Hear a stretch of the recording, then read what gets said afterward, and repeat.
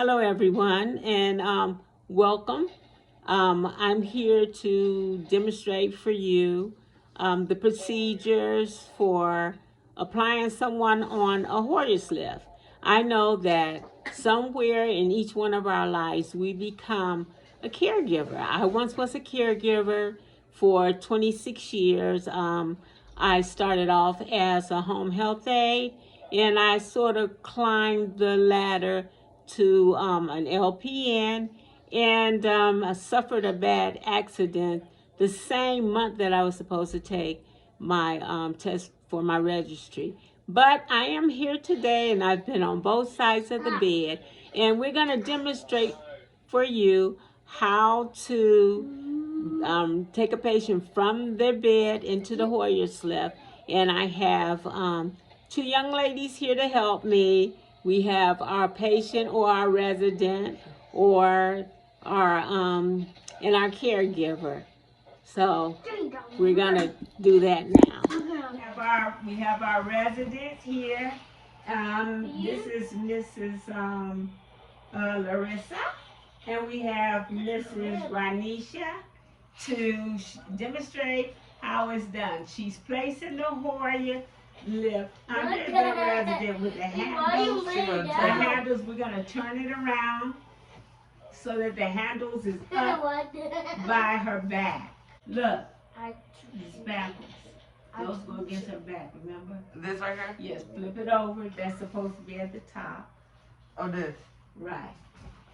And this There one. you go. Okay. And the reason for that is because we use them handles to help move the patient.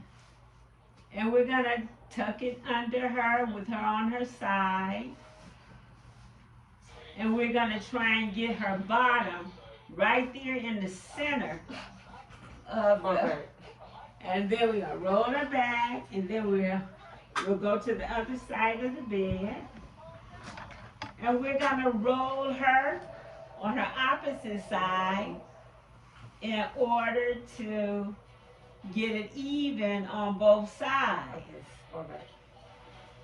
And as you see, she's in the center.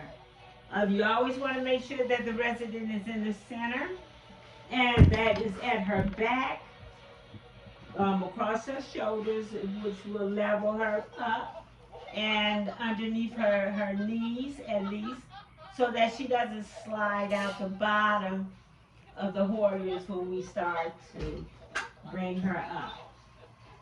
Now we bring the Hoyers. This is a manual, and we're gonna wanna bring it up high enough to bring over her so that we don't hit her. And we are going to arrange the head of the bed so it's up in a position where we're not going to put too much force on her arms or her legs. And she'll come up. And now we have her in a semi-high falling position. We're going to bring her knees up a little so that we don't have far to go to connect. And then we're going to connect her. There's 4 prongs on the lever. The prongs that we're going to put the legs on, they are facing our resident. And we're going to put it in the very last one. Because she's a little person. Doesn't take much for her. Someone a little heavier, you would want to bring it down towards the front. So we're going to connect each side to the correct prong, the legs to the prongs facing your residents, and according to their weight and their height, you'll know which one to connect. The heavier the person, then you would want to bring them down, bring the legs down, because you don't want the knees to the chest. You want them to be able to sit in as much of a natural sitting position as possible. And once we get it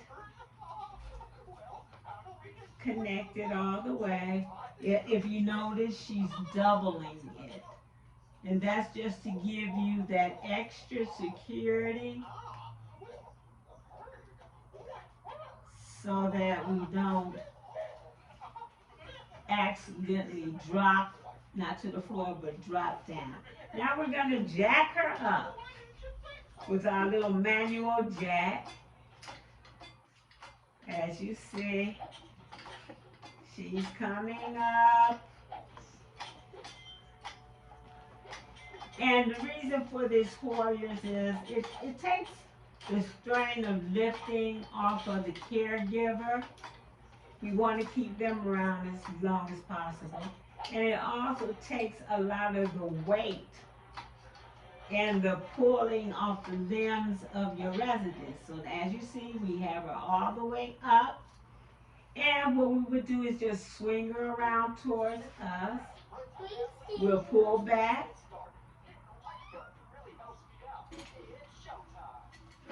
And then we would turn her legs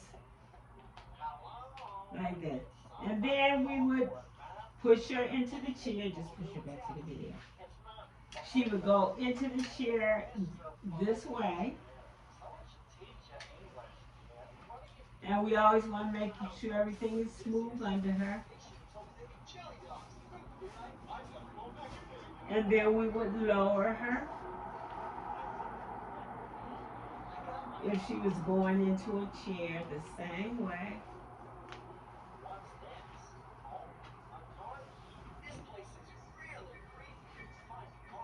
And we would gradually lower her down into the chair.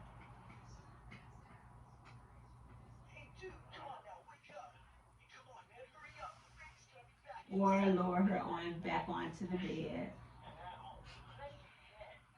Very good. And I just want to mention the safety lock. You want to always, can you point to the safety lock? It's right here.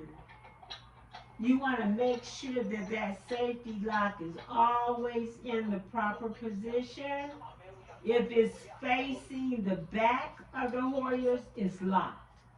If it's facing your patient, your resident, or who you're giving the care to, it lowers, just like that. So we're gonna take her loose now.